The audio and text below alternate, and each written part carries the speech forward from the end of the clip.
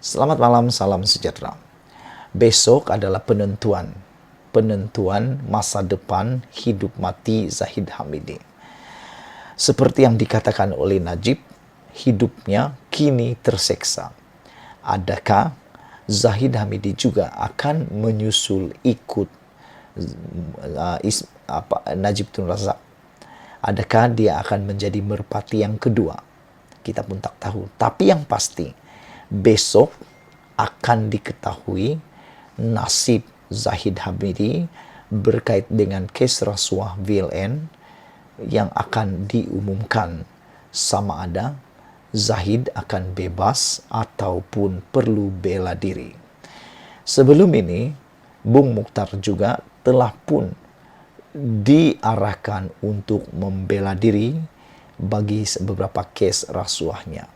Apakah Zahid Hamidi akan menyusul, mengikuti atau terikut nasib malang yang dialami oleh Bung Mukhtar pula? Keputusan sama ada Datuk Seri Ahmad Zahid Hamidi akan dibebaskan atau diperintah membela diri terhadap 40 pertuduhan rasuah berhubung VLN akan diketahui esok. Hakim Mahkamah Tinggi Datuk Muhammad Yazid Mustafa dijadual menyampaikan keputusan di akhir kes pendakwaan itu pada 9 pagi. Sekiranya keputusan mahkamah memihak kepada pihak pendakwaan yang berpendapat wujud prima facie terhadap Ahmad Zahid, maka beliau akan dipanggil untuk membela diri, manakala jika sebaliknya bekas timbalan Perdana Menteri itu akan dilepas dan dibebaskan.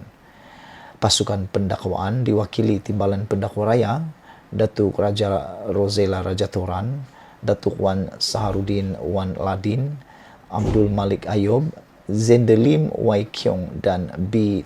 Tavani, manakala Ahmad Zahid diwakili Peguam Datuk Hisham Teh Pok Tek, Datuk Ahmad Zaidi Zainal dan Hamidi Muhammad Noor. Pada 11 Ogos, pihak pendakwaan menutup kesnya selepas memanggil 18 saksi untuk memberi keterangan dalam perbicaraan yang bermula pada 24 Mei 2021 dan pihak pendakwaan serta pembelaan selesai berhujah pada 7 September lepas. Antara saksi pendakwaan yang dipanggil memberi keterangan ialah bekas Ketua Setiausaha Kementerian Dalam Negeri Tan Sri Alwi Ibrahim serta 3 bekas pengarah Ultra Kirana Sdn Berhad Herili Vui Kuyun, Wan Kraisisa Wan Abdul Ghani dan David Tan Siong Shun. Pada 26 Jun 2019, Ahmad Zahid didakwa di Mahkamah Session Kuala Lumpur atas 7 pertuduhan menerima rasuah berhubung sistem VLN. Bagaimanapun, pada 31 Julai 2019, Mahkamah membenarkan permohonan Presiden UMNO itu untuk memindahkan kes berkenan ke Mahkamah Session Shah Alam bagi dibicarakan bersama-sama 33 lagi pertuduhan rasuah membabitkan VLN. Kesemua kes itu kemudiannya dipindahkan ke Mahkamah Tinggi Shah Alam dan untuk dibicarakan bersama. Ahmad Zahid, 69 tahun, didakwa terhadap 33 pertuduhan menerima suapan berjumlah Singapura Dolar 13.56 juta daripada syarikat UKSB sebagai dorongan untuk dirinya sebagai Menteri Dalam Negeri, melanjutkan kontrak syarikat itu sebagai pengendali perkhidmatan One Stop Center di negara China dan sistem VLN, serta didakwa mengekalkan kontrak perjanjian untuk membekalkan sistem bersepadu VLN kepada syarikat sama oleh KDN. Beliau didakwa melakukan kesalahan di Seri Satria Persin 16 Putrajaya dan di Country Heights Kajang antara Oktober 2014 dan Mac 2018. Pertuduhan mengikut Seksyen 16 dalam kurungan A kurungan B Akta Suruhanjaya Pencegahan Rasuah Malaysia SPRM 2009, dan jika sabit kesalahan boleh dihukum di bawah Seksyen 24 dalam kurungan 1 Akta Sama yang memperuntukkan hukuman penjara 20 tahun dan denda tidak kurang daripada 5 kali ganda jumlah atau nilai suapan atau RM10,000 mengikut mana-mana yang lebih tinggi. Ahli Parlimen Bagan Datuk itu juga mengaku tidak bersalah terhadap 33 pertuduhan pilihan mengikut Seksyen 165 Kanun Keseksaan. Sebagai Menteri Dalam Negeri, menerima suapan berjumlah $50 13.56 juta berhubung sistem VLN antara 2014 hingga 2017. Bagi 7 pertuduhan lagi, Ahmad Zahid turut didakwa sebagai Menteri Dalam Negeri memperoleh untuk dirinya wang tunai $1.15 juta, RM3.125 juta, 15,000 Swiss franc dan $15,000 tanpa balasan daripada syarikat sama yang mempunyai hubungan dengan kerja rasmi beliau. Ahmad Zahid dituduh melakukan perbuatan itu di Country Heights antara Jun 2015 dan Oktober 2017. Pertuduhan mengikut Seksyen 165 Kanun Keseksaan yang membawa hukuman penjara maksimum 2 tahun atau dengan denda atau kedua-duanya jika sabit kesalahan. Saudara penonton sekalian, marilah kita menonton dan bersama-sama melihat apakah kesudahannya pendakwaan Zahid Hamidi pada pukul 9 pagi esok. Adakah dia akan diarah untuk bela diri seperti Bung Mukhtar? Kita jumpa lagi. Malaysia kita punya, kita jaga sama-sama. Cintai Malaysiaku. Bye-bye. Saudara penonton sekalian, ulasan menarik malam ini. Orang ramai hendak tengok merpati berpakaian seragam penjara. Seperti yang tular sebelum ini, tak perlulah aku nak kata siapa merpati itu.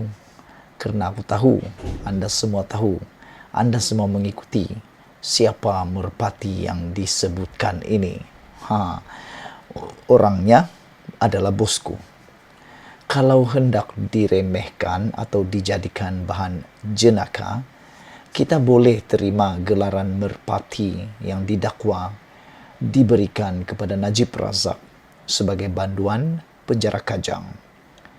Kalau benar code name itu telah diberikan kepadanya, ia logik.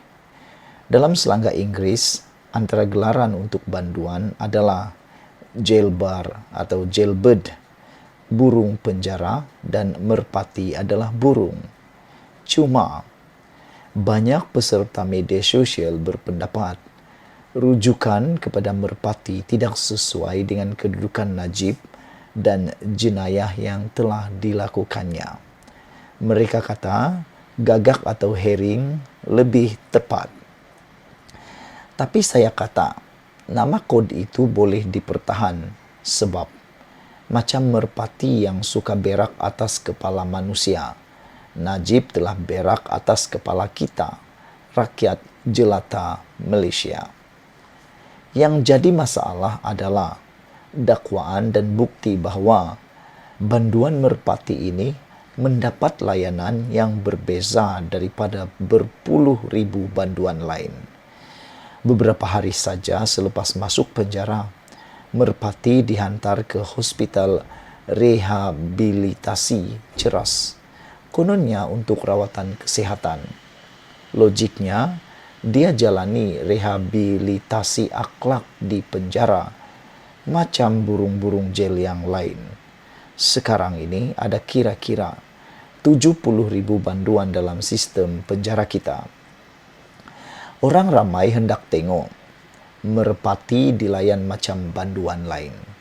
Hari ini banyak orang tidak percaya lagi kepada kenyataan menteri dan jabatan penjara, melainkan mereka nampak gambar Tuan Tulin merpati berpakaian seragam penjara. Tapi jangan pula cuba tipu dengan gambar Photoshop, sebab orang yang pakar boleh cam gambar ori atau gambar Photoshop. Banduanlah, tak kira status mereka sebelum jadi banduan. Tapi jenayah seseorang banduan dan kesannya ke atas masyarakat berbeza. Misalnya, banduan yang bersalah melakukan perbuatan bestialisme dengan kambing. Kesannya ke atas masyarakat hampir tidak ada. Tapi seorang Perdana Menteri yang menyeleweng berpuluh juta ringgit 2 tabung pencen kaki tangan awam meninggalkan kesan yang sangat buruk. Jadi, cukuplah kerajaan berlembut dan memberi layanan berbeza kepada merpati.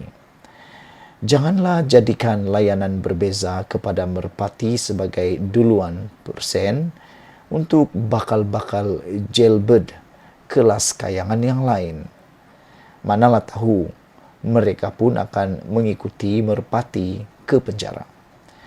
Tetapi kalau Perdana Menteri Ismail Sabri Yaakob, kerajaan dan UMNO berasa terikat untuk memberi layanan istimewa kepada merpati, saya cadangkan, tukar saja slogan keluarga Malaysia kepada keluarga merpati dan UMNO kepada United Merpati National Organisation. Ditulis oleh A. Kadir Jasin, bekas Ketua Pengarang Kumpulan The New Street Times Press Malaysia Berhad dan pernah menjadi penasihat media Perdana Menteri. Artikel ini asalnya disiarkan di media sosial. Tulisan ini tidak semestinya mencerminkan pendirian Malaysia Kini dan Nazilin Unity Channel. Sekian dulu, kita jumpa lagi. Jangan lupa tinggalkan komen Anda. Malaysia kita punya, kita juga sama-sama cintai Malaysiaku. Bye-bye.